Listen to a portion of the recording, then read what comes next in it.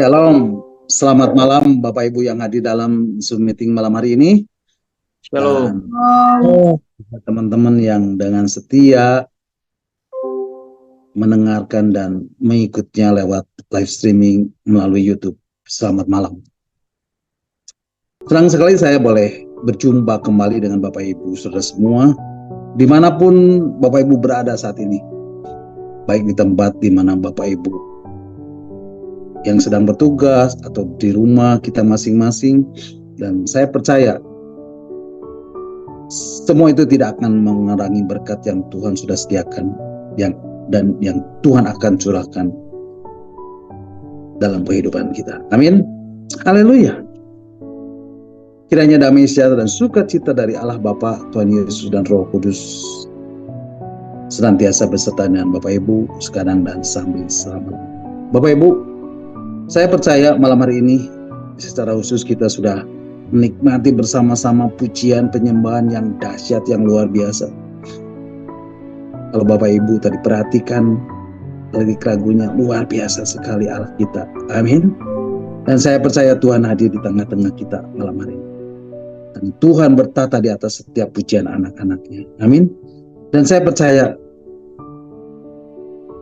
Bapak Ibu juga memiliki kerinduan untuk mendengarkan bagian-bagian firman Tuhan yang sudah Tuhan siapkan malam hari ini. Biarlah firman Tuhan yang akan saya sampaikan malam ini itu membawa kita untuk kita mengenal Tuhan lebih-lebih lagi, dan iman kita tidak stagnan tetapi terus bertumbuh di dalam pengenalan akan Tuhan.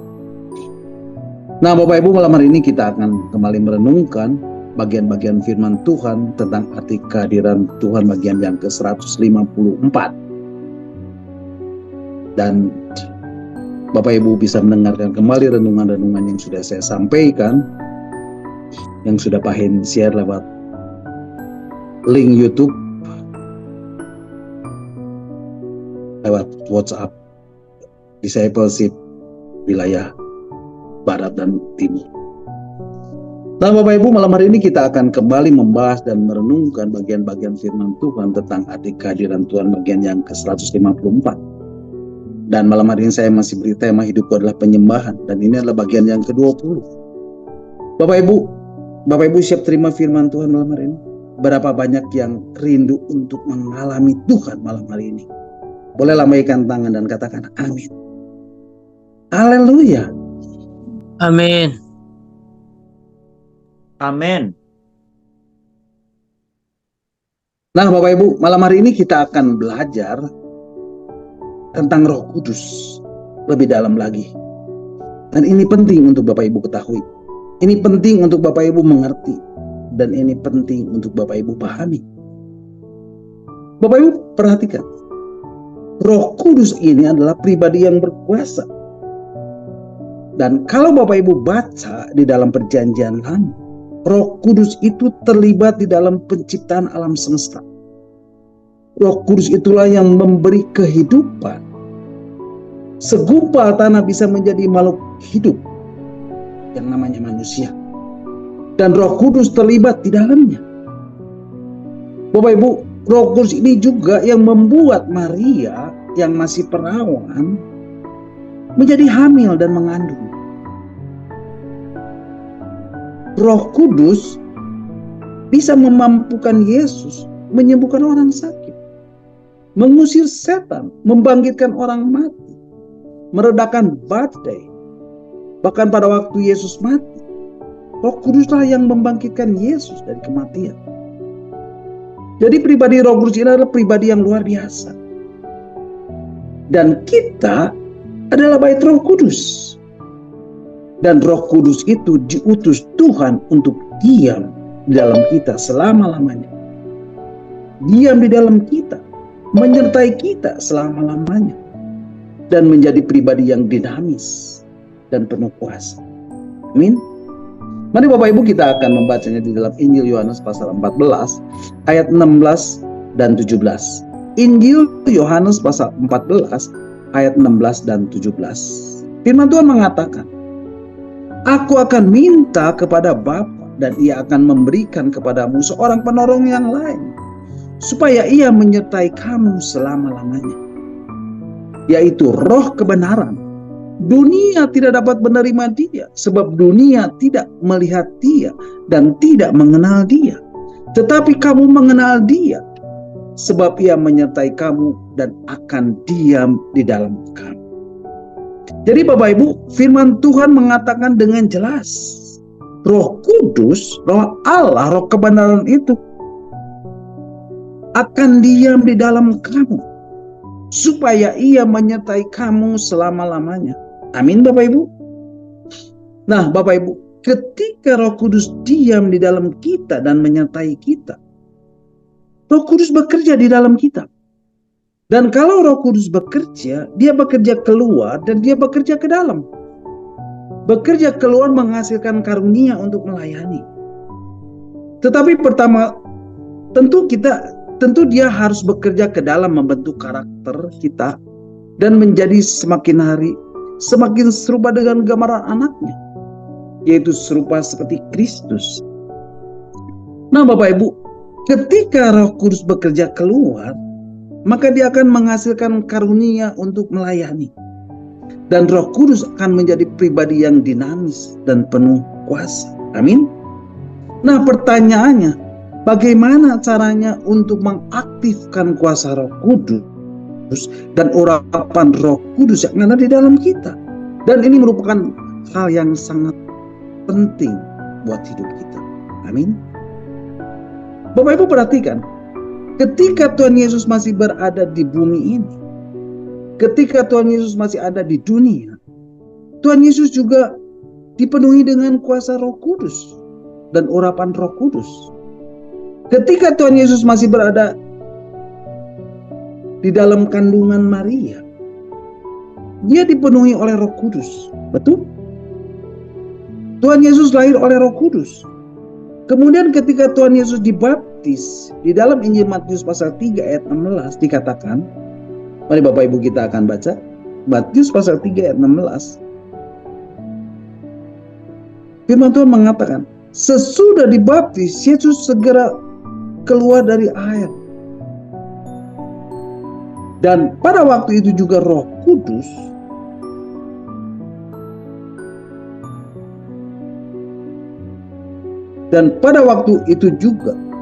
langit terbuka.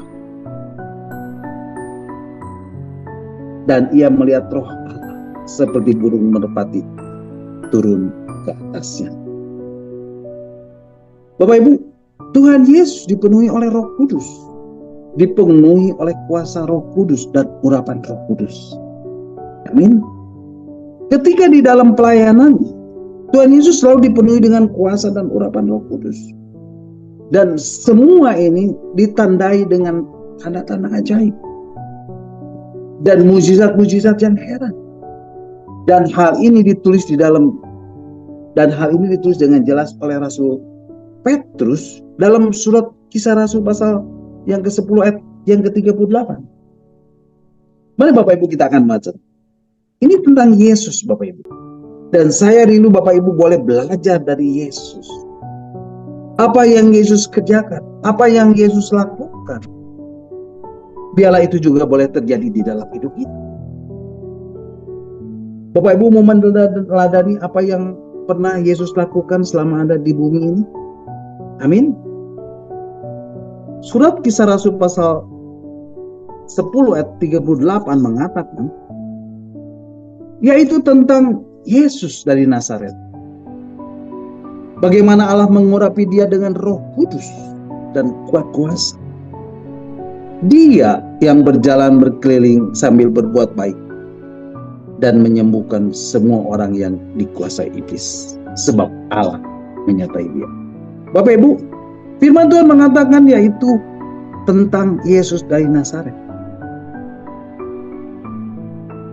Bagaimana Allah mengurapi Dia dengan apa Bapak Ibu? Dengan Roh Kudus. Jadi Yesus ini diurapi dengan apa Bapak Ibu? Katakan sekali lagi. Dengan Roh Kudus. Dan dengan apa? dan dengan kuat kuasa Roh Kudus. Kemudian apa yang Yesus lakukan setelah diurapi dengan Roh Kudus dan kuat kuasanya? Di sini dikatakan Yesus berjalan berkeliling sambil berbuat baik dan menyembuhkan semua orang yang dikuasai iblis. Sebab Allah menyertai dia. Nah Bapak Ibu, pengurapan Roh Kudus dan memiliki kuasa Roh Kudus ini sangat penting di dalam kehidupan kita. Karena musuh di dalam kehidupan kita adalah iblis. Firman Tuhan mengatakan, Yesus menyembuhkan semua orang yang dikuasai iblis. Bapak Ibu, Tuhan Yesus datang ke dunia selain untuk menebus kita dari dosa dan memberi kita hidup yang kekal.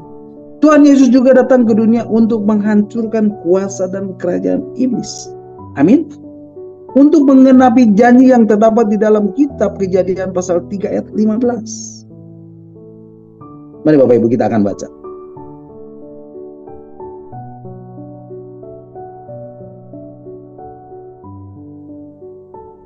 Kita akan permusuhan antara engkau dan perempuan ini, antara keturunanmu dan keturunanmu. Keturunannya akan meremukkan kepalamu dan engkau akan meremukkan punggungmu. Jadi Yesus datang ke dunia selain untuk menembus kita dari dosa. Untuk apa Bapak Ibu? Untuk meremukkan kepala si iblis. Untuk menghancurkan perbuatan-perbuatan daripada si iblis. Untuk menghancurkan kerajaan iblis. Bapak Ibu, pada waktu Tuhan Yesus datang ke dunia, Yesus datang dengan satu berita, bahwa kerajaan Allah sudah datang. Dan ketika kerajaan Allah sudah datang, maka kerajaan iblis dan segala perbuatan dan semua roh-roh jahat harus menyingkir. Amin. Injil Matius pasal 4 ayat 17 mengatakan, nanti Bapak Ibu kita akan membaca. Injil Matius pasal 4 ayat 17, firman Tuhan mengatakan, sejak waktu itulah Yesus memberitakan, bertobatlah sebab kerajaan surga sudah dekat. Bertobatlah sebab kerajaan Allah sudah datang. Bahkan ketika Yesus mengajarkan doa kepada murid-muridnya di dalam doa Bapa kami, dikatakan apa Bapak Ibu? Datanglah kerajaanmu, jadilah kehendakmu. Jadi Bapak Ibu, datanglah kerajaanmu itu artinya pada waktu kerajaan Allah itu datang, kita harus tunduk kepada prinsip-prinsip daripada kerajaan Allah. Yang setuju katakan amin. Yang ngerti katakan amin. Amin. Jadi ketika kerajaan Allah datang, maka kerajaan iblis harus menyingkir. Segala pengaruh-pengaruh daripada iblis, pekerjaan-pekerjaan iblis itu harus menyingkir. Dan ini juga yang disaksikan oleh Rasul Petrus di dalam Kisah Rasul 10 ayat 38 tadi. Dan semua ini membutuhkan apa Bapak Ibu? Pengurapan dari Roh Kudus dan kuat kuasa dari Roh Kudus. Makanya di ayat ini dikatakan bagaimana Allah mengurapi Yesus. Dengan apa Bapak Ibu? Dengan Roh Kudus. Dan dengan apa? Dan dengan kuat kuasa Roh Kudus. Selanjutnya dikatakan Yesus berjalan berkeliling sambil berbuat baik. Nah, kalau Yesus diurapi oleh Roh Kudus dan dengan kuat kuasa Roh Kudus, kemudian Yesus berjalan berkeliling sambil berbuat baik, saya percaya kalau Bapak Ibu saudara saya diurapi oleh Roh Kudus dan dengan kuat kuasa Roh Kudus, maka hidup kita akan berbeda. Amin. Ketika kita jalan, ketika kita pergi kemanapun, kita juga akan selalu berbuat baik. Amin. Kita akan berkata baik, kita akan berpikir baik, kita akan berperilaku baik. Yang ngerti katakan amin. Bukan melakukan yang jahat Bapak Ibu. Lalu dikatakan Yesus menyembuhkan semua orang yang dikuasai iblis. Jadi Bapak Ibu, rupanya pekerjaan iblis ini membawa sakit penyakit. Pertama lewat tubuh Bapak Ibu. Tubuh ini yang pertama kali diserang Bapak Ibu. Setelah tubuh, maka jiwanya yang diserang. Dan yang terakhir, apanya yang diserang Bapak Ibu? Yang diserang adalah rohnya. Itulah pekerjaan si jahat. Itulah pekerjaan si iblis. Dan Yesus mau menyembuhkan semua orang yang dikuasai iblis. Amin. Jadi Bapak Ibu, segala sakit penyakit itu datangnya dari iblis. Pada waktu Bapak Ibu sakit, yang Bapak Ibu perlukan adalah daya tahan rohani, pengurapan dari Roh Kudus dan kuat kuasa dari Roh Kudus. Iblis tidak secara langsung masuk lebih dalam lagi ke jiwa, kepikiran dan perasaan dan roh. Oleh sebab itu, ketika tubuh ini lemah, jangan sampai yang di dalam menjadi lemah. Jangan sampai jiwa dan roh kita menjadi lemah. Dan itulah pentingnya pengurapan dan kuasa Roh Kudus. Dan malam hari ini kita akan membahasnya lebih dalam lagi. Bapak Ibu, di dalam Mazmur pasal yang ke-20 ayat yang ke-6 sampai ke-8, mari Bapak Ibu kita akan membacanya. Mazmur 20 ayat 6 dan 6, 7 dan 8, firman Tuhan mengatakan, sekarang aku tahu bahwa Tuhan memberi kemenangan kepada siapa Bapak Ibu? Kepada orang yang diurapinya. Jadi Bapak Ibu, ketika Bapak Ibu mendapat pengurapan dari Roh Kudus, maka Tuhan akan memberikan kemenangan. Amin. Kemenangan itu terjadi di alam roh Bapak Ibu. Dan ini akan terrealisasi di alam nyata. Yang percaya katakan amin. Kemudian dikatakan apa? Dan menjawabnya dari surganya yang kudus dengan kemenangan yang gilang gemilang oleh tangan kanannya. Ayat yang ke-7, orang ini memegahkan kereta dan orang itu memegahkan kuda. Tetapi kita bermegah dalam nama Tuhan Allah kita. Ayat 8, mereka rebah dan jatuh, tetapi kita bangun berdiri dan tegak. Nah Bapak Ibu, saya mau katakan begini. Kalau Bapak Ibu hidup dalam pengurapan Roh Kudus dan dengan kuat kuasa Roh Kudus, firman Tuhan di dalam Mazmur tadi mengatakan yang pertama, Tuhan akan memberi apa Bapak Ibu? Kemenangan dan keberhasilan di dalam setiap perjalanan hidup kita.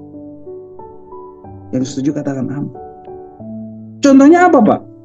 Kalau Bapak Ibu seorang bisnismen, pada saat Bapak Ibu sedang berbisnis dengan klien dan Tuhan beri Bapak Ibu hikmat dan kuasa, maka apapun yang Bapak Ibu lakukan dibuat Tuhan berhasil.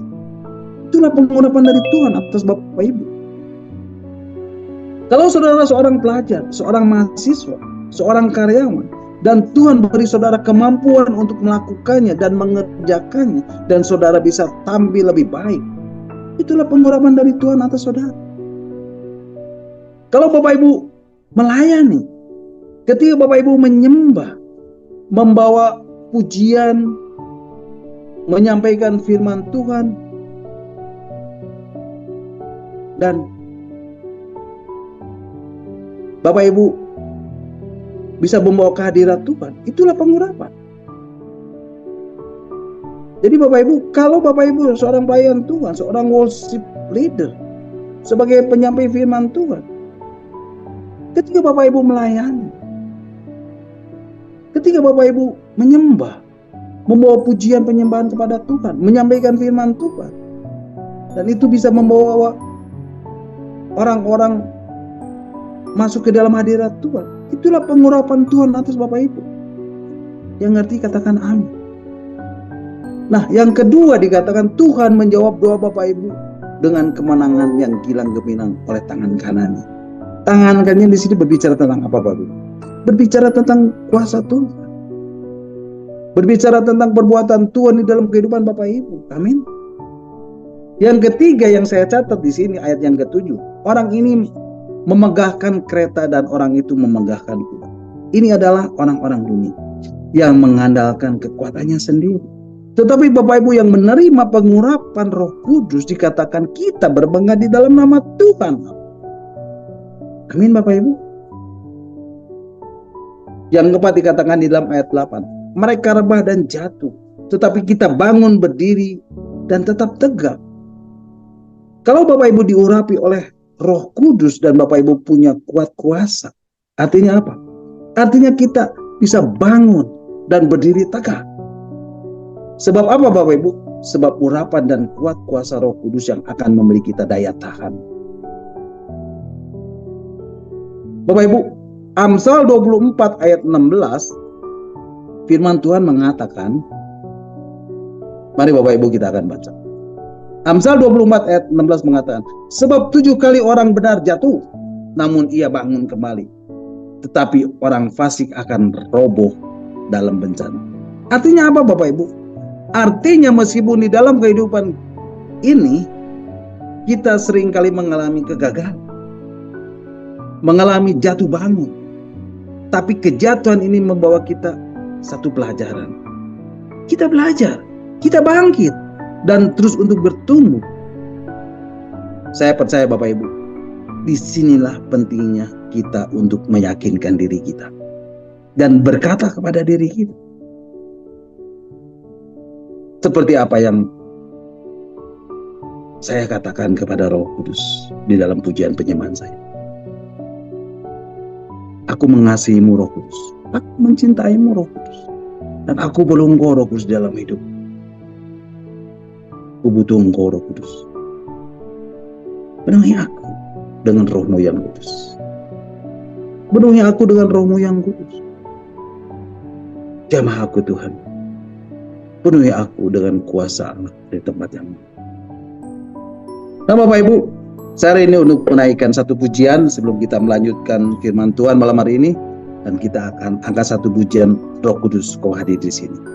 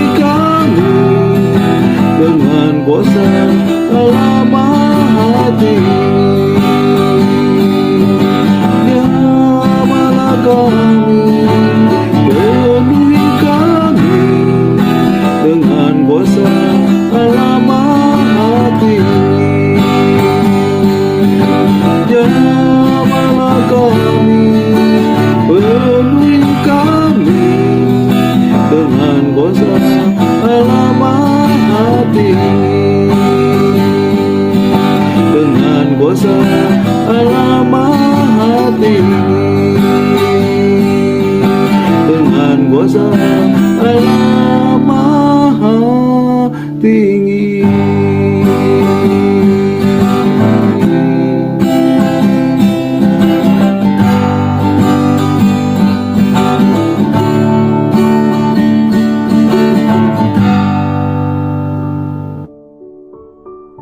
Amin. Haleluya, terpujilah Tuhan. Nah, Bapak Ibu, Alkitab berkata, kalau kita menerima kepenuhan Roh Kudus, kita dipenuhi Roh Kudus, kita dikuasai Roh Kudus, maka ada dua hal yang akan kita dapat. Pertama, kita akan mendapatkan karunia Roh Kudus. Amin.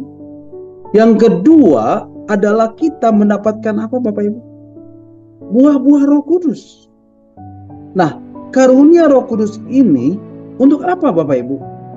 Untuk membuat hidup kita lebih efektif, bisa berbuah, dan bisa berhasil dan berguna. Itu karunia. Jadi Bapak Ibu, karunia itu gift. Karunia itu pemberian. Dan bukan prestasi. Itu pemberian. Bahkan pemberian cuma-cuma. Jangan pernah mengejar karunia. Karena itu berbahaya. Bahaya buat kita yang memiliki background Pentakosta. Bahaya, bahaya sekali. Dan ini yang bisa melenceng, Bapak Ibu. Dan itu bisa saya bilang sebagai sihir di dalam gereja. Atau dengan kata lain, kita bisa menyalahgunakan karunia. Jangan sampai akhirnya begini. Kita tidak menarik orang datang kepada Tuhan, tetapi kita menarik orang ke diri kita. Karena kecenderungan manusia, mereka suka dengan yang namanya manifestasi. Hati-hati Bapak Ibu, jangan sampai seorang pemimpin akhirnya pemimpin itu dinabikan. Itu berbahaya Bapak Ibu. Jadi yang kita perlukan adalah satu fondasi, satu dasar pijak yang kuat tentang karunia. Ini yang akan hebat. Karena bahwa karunia ini akan terus berjalan dengan kamu sampai luar biasa. Ini yang keren Bapak Ibu. Bapak Ibu bisa memperolehnya sebagai satu anugerah dan mempergunakannya untuk kemuliaan Tuhan. Amin Bapak Ibu. Nah Bapak Ibu, karunia ini bermacam-macam. Ada banyak karunia yang telah Tuhan sediakan buat Bapak Ibu. Ada karunia hikmat, ada karunia berkata-kata dengan pengetahuan, ada karunia iman, ada karunia menyembuhkan, karunia membuat melakukan mukjizat, karunia mengusir roh jahat, karunia membedakan roh, karunia bernubuat, karunia berbahasa roh, dan seterusnya, dan seterusnya, dan seterusnya. Nah Bapak Ibu, mari kita akan membacanya. Karunia apa saja yang dicatat di dalam Alkitab? Ada beberapa karunia yang dicatat di dalam surat 1 Korintus pasal 12 ayat 8 sampai 11. Mari Bapak Ibu kita akan membacanya. Surat 1 Korintus pasal 12 ayat 8 sampai 11 mengatakan, sebab kepada yang seorang Roh Kudus memberikan karunia untuk berkata-kata dengan hikmat, dan kepada yang lain Roh yang sama memberikan karunia berkata-kata dengan pengetahuan. Ayat 9, kepada yang seorang Roh yang sama memberikan iman, dan kepada yang lain ia memberikan karunia untuk menyembuhkan. Ayat 10, kepada yang seorang Roh memberikan kuasa untuk mengadakan mukjizat, dan kepada yang lain ia memberikan karunia untuk bernubuat, dan kepada yang lain lagi ia memberikan karunia untuk membedakan bermacam-macam roh. Kepada yang seorang ia memberikan karunia untuk berkata-kata dengan bahasa roh, dan kepada yang lain ia memberikan karunia untuk menafsirkan bahasa roh itu. Ayat 11, tetapi semua ini dikerjakan oleh Roh yang satu dan yang sama, yang memberikan karunia kepada tiap-tiap orang secara khusus, seperti yang dikehendakinya. Nah Bapak Ibu perhatikan, yang pertama adalah karunia apa Bapak Ibu? Kalau Bapak dipenuhi Roh Kudus, kalau Bapak Ibu menerima kepenuhan Roh Kudus, yang pertama Bapak Ibu akan dapatkan karunia berkata-kata dengan apa? Dengan hikmat. Ini yang pertama. Dan kalau yang pertama pasti yang utama dan penting. Inilah hikmat. Nah Bapak Ibu, hikmat ini berbicara apa Bapak Ibu?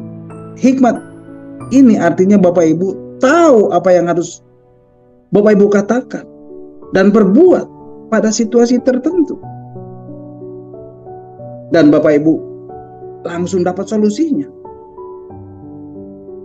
Pertanyaannya, siapa yang memberitahukan semua ini? Bapak Ibu, Roh Kudus. Bapak Ibu, ada orang yang bilang, kok kamu bisa tahu sih? Kok kamu bisa pinter sih? Untuk ngomong ini, jawab ini, dan lakukan ini. Itulah namanya karunia hikmat. Berkata-kata dengan hikmat. Yang kedua, karunia yang namanya berkata-kata dengan pengetahuan. Jadi hikmat ini begini Bapak Ibu. Hikmat ini artinya tahu dan bagaimana solusinya. Kalau pengetahuan, semuanya bisa jadi satu. Pengetahuan itu, dia memberitahu dan dia tahu apa yang akan terjadi. Seperti Nabi Agabus yang berkata di dalam Kisah Rasul pasal 21 ayat 10 dan 11.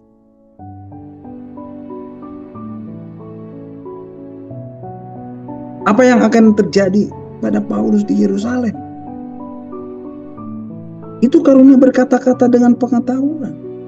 Sedangkan karunia hikmat adalah seperti Yusuf.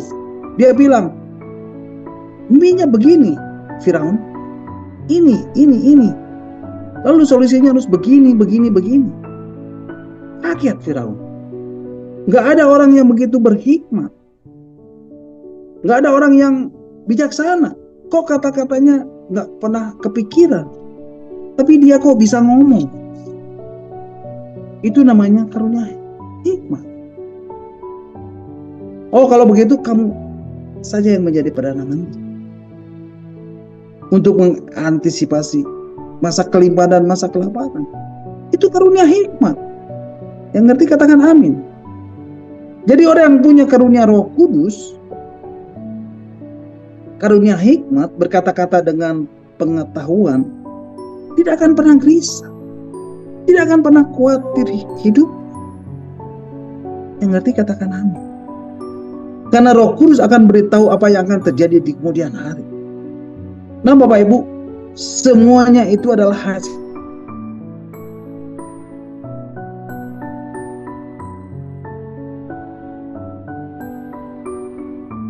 dari apa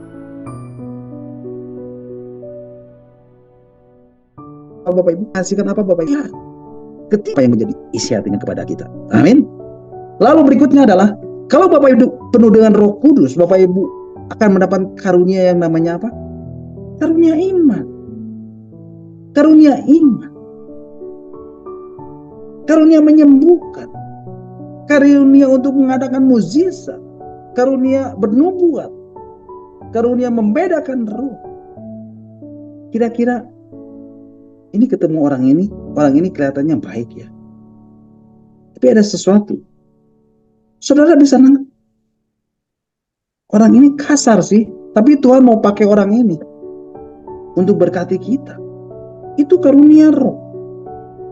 Kepekaan, ketajaman dari Roh Kudus. Kemudian karunia untuk berkata-kata dengan bahasa roh. Saudara berkata-kata dengan bahasa roh, itu namanya dorea. Tidak perlu diterjemahkan. Itu bukan karunia Roh Kudus, itu bahasa roh untuk membangun iman. Tetapi ada bahasa roh yang namanya karunia Roh Kudus. Itu karisma. Nah ini membutuhkan apa Bapak Ibu? Inilah yang membutuhkan penafsiran. Makanya ditambahkan dengan karunia menafsirkan bahasa roh. Jadi ada bahasa roh yang kadang-kadang perlu ada orang yang menafsirkannya. Entah orang lain atau diri kita sendiri yang menafsirkannya. Yang kedua, kalau kita dipenuhi Roh Kudus, maka dalam diri kita akan keluar yang namanya apa? Buah-buah roh. Galatia 5 pasal 22 dan 23. Mari Bapak Ibu kita akan membacanya. Galatia pasal 5 ayat 22 dan 23. Firman Tuhan mengatakan, tetapi buah roh ialah kasih, sukacita, damai sejahtera, kesabaran, kemurahan, kebaikan, kesetiaan. Ayat 23. Kelemah lembutan, penguasaan diri. Tidak ada hukum yang menentang hal-hal itu. Inilah buah-buah roh, Bapak Ibu. Di sini dikatakan apa, Bapak Ibu? Kasih. Ada kasih. Karena kalau kita dipenuhi dengan Roh Kudus, sebetulnya Roh Kudus itu apa? Kasih. Kasih Allah dicurahkan dalam hati kita oleh Roh Kudus. Waktu kita dipenuhi Roh Kudus, sebenarnya kita dipenuhi dengan kasih. Itu buah roh. Dari kasih ini, Bapak Ibu, turunannya apa? Turunan kasih adalah apa, Bapak Ibu? Kalau orang yang hidup dikuasai oleh kasih, orang itu pasti sukacita. Amin. Orang itu pasti punya damai sejahtera. Amin.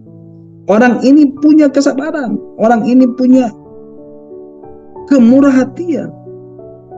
Dia punya kebaikan. Dia punya kesetiaan. Dia punya kelemah lembutan. Dia punya penguasaan diri. Itu namanya kasih. Jadi hidup kita ini bisa menjadi teladan karena ada buah roh. Dan melalui teladan ini, pada waktu kita mau melayani orang, pada waktu kita mau pulihkan orang, dan orang bisa melihat, dan kemudian dia bisa membuka hati, dan kita bisa melayaninya. Dengan apa, Bapak Ibu? Dengan karunia Roh Kudus. Bapak Ibu, malam ini saya mau katakan betapa hebatnya kalau kita dipenuhi Roh Kudus. Katakan, saya mau dipenuhi Roh Kudus setiap hari. Amin. Nah, sekarang bagaimana caranya untuk mengaktifkan kuasa Roh Kudus dan urapan Roh Kudus yang ada di dalam diri kita? Yang pertama, yang Bapak Ibu harus ketahui dan Bapak Ibu harus lakukan adalah Bapak Ibu harus berfokus pada prinsip-prinsip firman. Saya katakan berfokus pada prinsip-prinsip firman. Ya, prinsip-prinsip firman. Jadi kalau Bapak Ibu mau hidupnya penuh dengan Roh Kudus dan urapan Roh Kudus, Bapak Ibu harus mengaktifkannya di dalam hidup Bapak Ibu. Nah, untuk mengaktifkannya bagaimana caranya, Pak? Selalu hidup dengan penuh kasih. Ada buah roh, kasih. Ya, ada kasih di dalam hidup kita, Bapak Ibu. Ada kasih. Karena kalau kita mau hidup dipenuhi Roh Kudus, tadi sudah saya katakan, sebenarnya Roh Kudus itu apa? Kasih. Kasih Allah dicurahkan di dalam hidup kita oleh Roh Kudus. Dan pada waktu kita dipenuhi Roh Kudus, sebenarnya kita dipenuhi dengan kasih. Amin. Dan orang-orang yang hidup di dalam kasih adalah orang yang hidup penuh dengan sukacita. Kemudian Bapak Ibu, yang harus Bapak Ibu ketahui di dalam doa-doa kita, pada saat Bapak Ibu berdoa dalam bahasa roh, kita harus minta karunia dan buah roh itu secara khusus. Amin. Di dalam doa-doa kita harus minta karunia dan buah roh. Nah, bagaimana caranya? Kita harus fokus kepada prinsip firman Tuhan. Poin saya adalah begini. Luangkan waktu untuk berdoa, untuk memuji dan menyembah Tuhan. Masuk di dalam hadirat Tuhan. Nah, Bapak Ibu bisa masuk ke dalam hadirat Tuhan ketika Bapak Ibu menyembah Tuhan. Amin. Seperti di awal ibadah kita tadi, kita datang memuji dan menyembah Tuhan. Pada waktu Bapak Ibu masuk di hadirat Tuhan, dalam doa dan penyembahan di dalam hadirat Tuhan, Bapak Ibu bawa, Bapak Ibu hadapkan segala masalah, segala perkara Bapak Ibu kepada Tuhan. Bawa itu ke hadirat Tuhan. Karena ukuran keintiman seseorang adalah kemampuan untuk menceritakan segala hal, bahkan sampai yang detail. Semua rahasia kepada Tuhan. Itulah ukuran keintiman kita, Bapak Ibu. Kita bisa bicara lepas, kita bisa bicara bebas sama Tuhan. Itu yang namanya inti. Dan kita harus sampai Di situ Bapak Ibu. Sampai pada titik itu Bapak Ibu. Bapak Ibu, saya mau kasih poin-poin. Mungkin Bapak Ibu sedang membutuhkan kesembuhan. Hadapkan itu kepada Tuhan. Percayalah pada waktu Bapak Ibu hadapkan kepada Tuhan, Bapak Ibu akan mengalami yang namanya kesembuhan. Amin. Mungkin Bapak Ibu butuhkan pemulihan hati. Karena Bapak Ibu hilang sukacita, hilang damai sejahtera. Bapak Ibu butuh pemulihan hubungan. Katakan itu kepada Tuhan. Dan Bapak Ibu akan mengalami yang namanya pemulihan. Ada sukacita, ada damai sejahtera yang Bapak Ibu akan terima. Amin. Bapak Ibu akan mengalami pemulihan hubungan ketika hati Bapak Ibu dipulihkan. Amin. Mungkin Bapak Ibu butuh terobosan dalam keuangan atau pelayanan. Bapak Ibu bawa itu di hadapan Tuhan. Jadi apapun yang membebani hati dan pikiran Bapak Ibu hadapkan itu di hadirat Tuhan.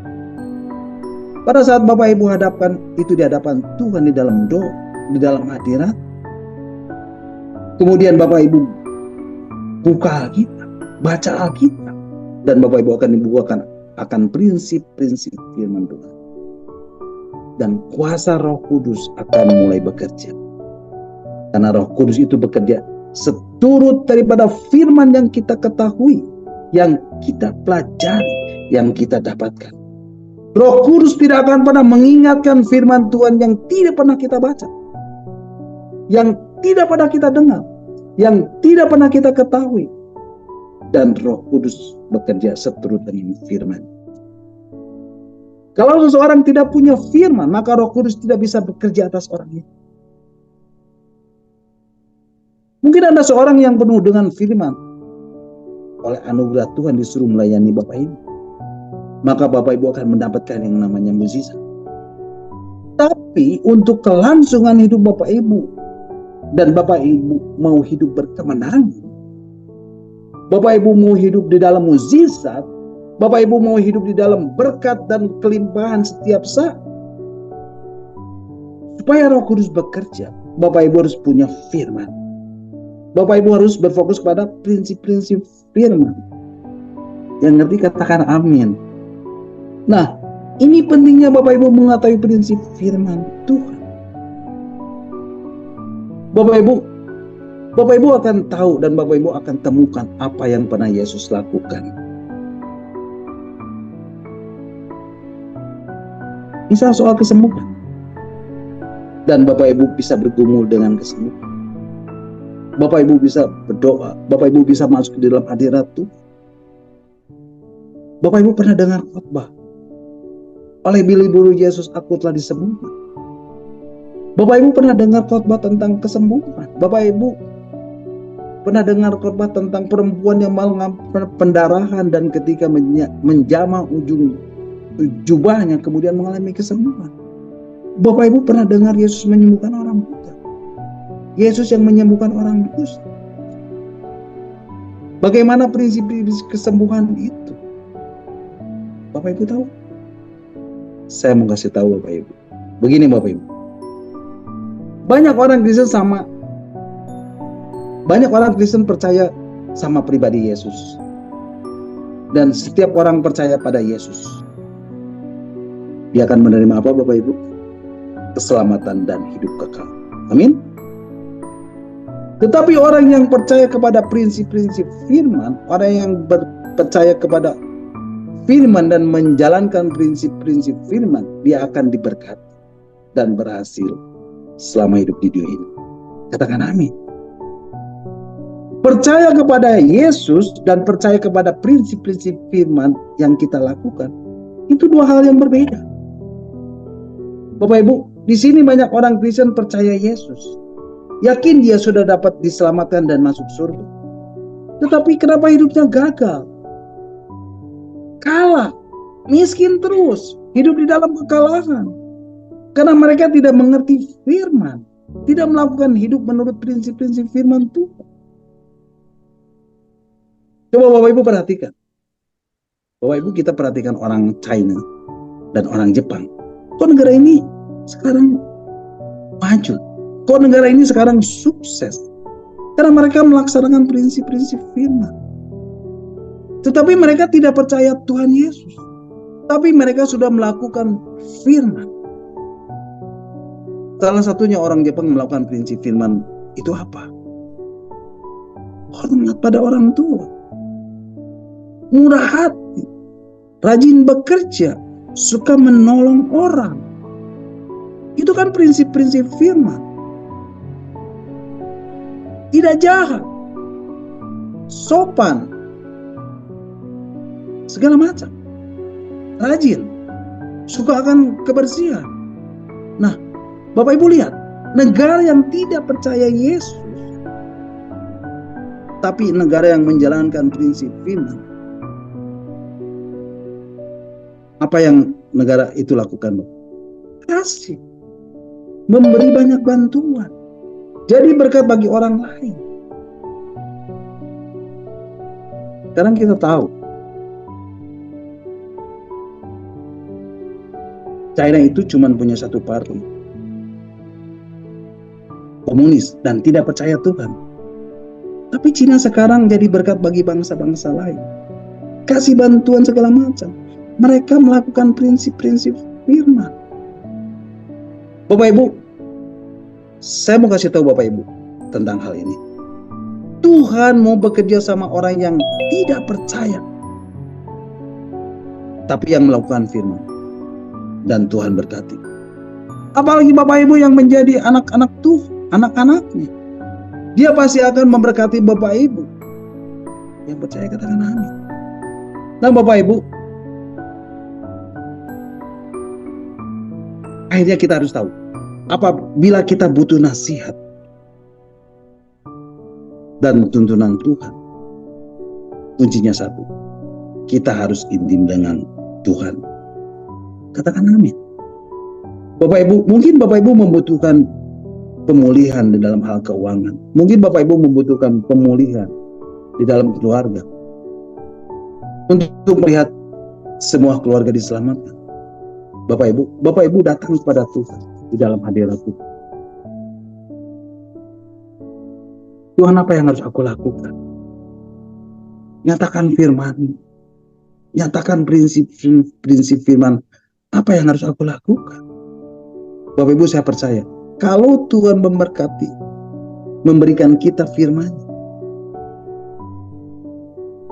itu adalah nasihat, itu adalah tuntunan. Nah Bapak Ibu, mari kita akan baca satu ayat firman Tuhan lagi sebelum saya mengakhiri renungan malam hari ini. Di dalam kitab Mazmur pasal 73 ayat 24. Kitab Mazmur 73 ayat 24, firman Tuhan mengatakan, dengan nasihatmu engkau menuntun aku, dan kemudian engkau mengangkat aku ke dalam kemuliaan. Bapak Ibu, firman Tuhan mengatakan apa Bapak Ibu? Dengan nasihatmu engkau menuntun aku, dan kemudian engkau mengangkat aku ke dalam apa? Kemuliaan. Bapak Ibu mau dimuliakan? Dihormati? Katakan amin. Bapak Ibu, Tuhan mau mengangkat kita ke dalam kemuliaan. Amin. Bapak Ibu, kita butuh nasihat dari Tuhan. Nasihat Tuhan adalah tuntunan Tuhan. Pada saat Tuhan menuntun Bapak Ibu, Tuhan pasti cukupi segala kebutuhan Bapak Ibu. Yang percaya katakan amin. Jadi artinya, kalau Bapak Ibu suka bergaul dengan firman Tuhan, sesungguhnya kita sedang memelihara iman kita. Apabila kita memelihara iman kita, kita sedang menyediakan ruang bagi Tuhan untuk melakukan apa? Untuk melakukan mukjizat.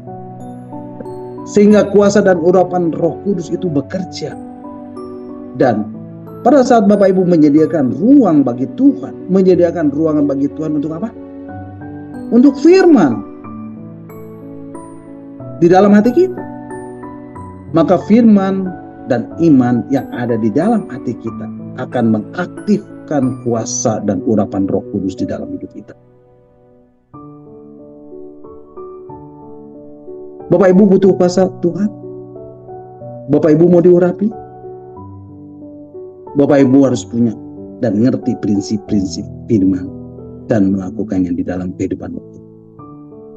Pada waktu Bapak Ibu melakukan prinsip-prinsip firman, maka pengurapan Roh Kudus dan kuat kuasa Roh Kudus turun atas Bapak Ibu. Banyak orang berpikir seperti ini. Diurapi itu seperti kelojotan. Gitu istilahnya.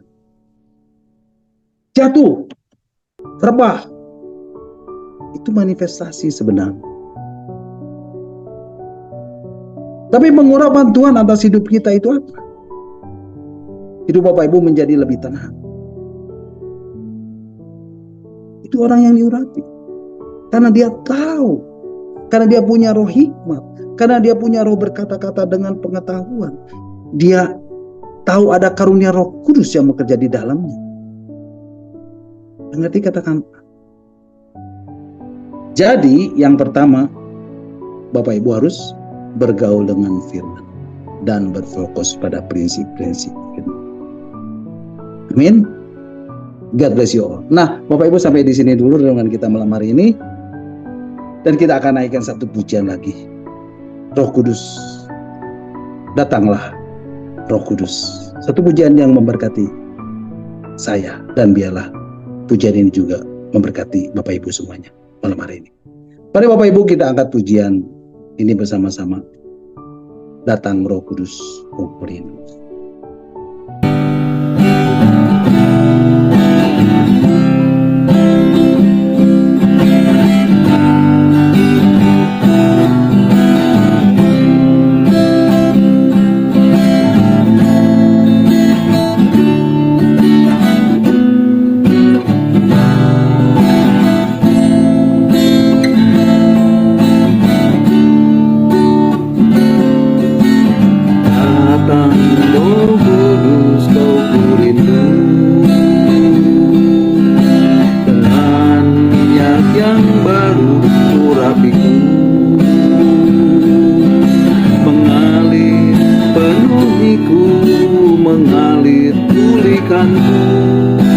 Kuasamu bebaskan hidupku. Datang Roh Kudus, Aku rindu. Dengan minyak yang baru urapiku, mengalir penuhiku, mengalir pulihkanku. Kuasamu bebaskan hidupku. Satu yang ku rindu, bersekutu denganmu. Bawaku lebih lagi tinggal di dalammu. Nikmati hadiratmu, jamalah seluruh hidupku. Kuasamu mengubah hidupku.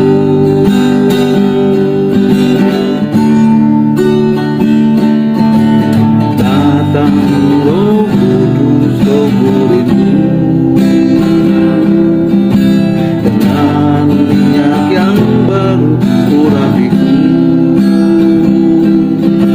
mengalir penuhiku, mengalir pulihkanku.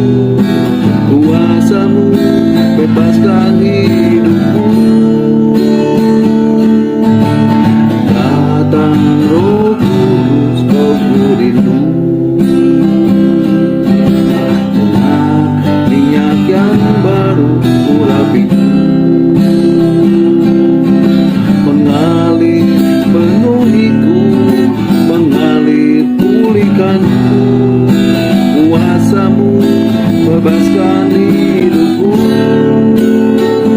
Satu yang ku rindu, bersekutu denganmu. Bawaku lebih lagi tinggal di dalammu. Nikmati hadiratmu, jamalah seluruh hidupku.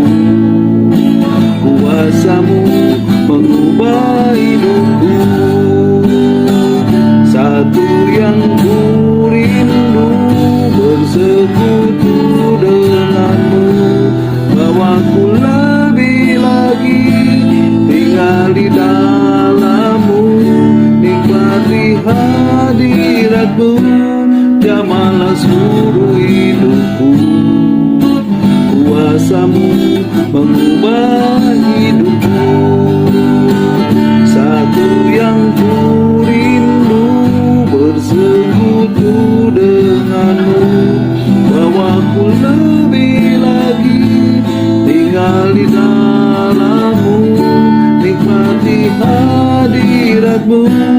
Jamahlah seluruh hidupku, kuasa-Mu mengubah hidupku, kuasa-Mu mengubah hidupku, kuasa-Mu mengubah hidupku.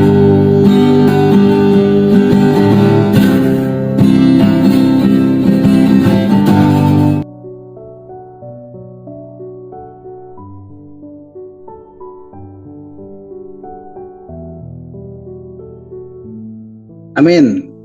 Haleluya. Terpujilah Tuhan. Bapak Ibu, sampai di sini dulu renungan kita malam hari ini, dan Bapak Ibu bisa mengikuti dan mendengarkan kembali renungan yang akan saya sampaikan minggu depan dalam Zoom meeting Evangelist Planner ini. Dan saya percaya setiap firman Tuhan, setiap kebenaran ini akan mengubah hidup Bapak Ibu, saudara dan saya. Dia adalah firman yang hidup, firman yang kuat, dia adalah firman yang tajam, yang menembus setiap dimensi kehidupan, apapun sekalipun, walaupun bagaimanapun hidup Bapak Ibu saudara dan saya. Percayalah, ketika Bapak Ibu saudara saya mencari kerajaan Allah dan kebenaran, maka semuanya akan ditambahkan kepadamu. Amin. God bless you all. Nah, silakan Bapak Ibu kalau ada yang mau menambahkan atau ada yang mau bertanya, nanti saya akan menjawabnya. Amin. Tuhan Yesus memberkati. Puji Tuhan. Mari Bapak Ibu, kita akan kembali mengucap syukur buat renungan yang sudah kita dengar dan yang sudah saya sampaikan. Dan kita akan berdoa.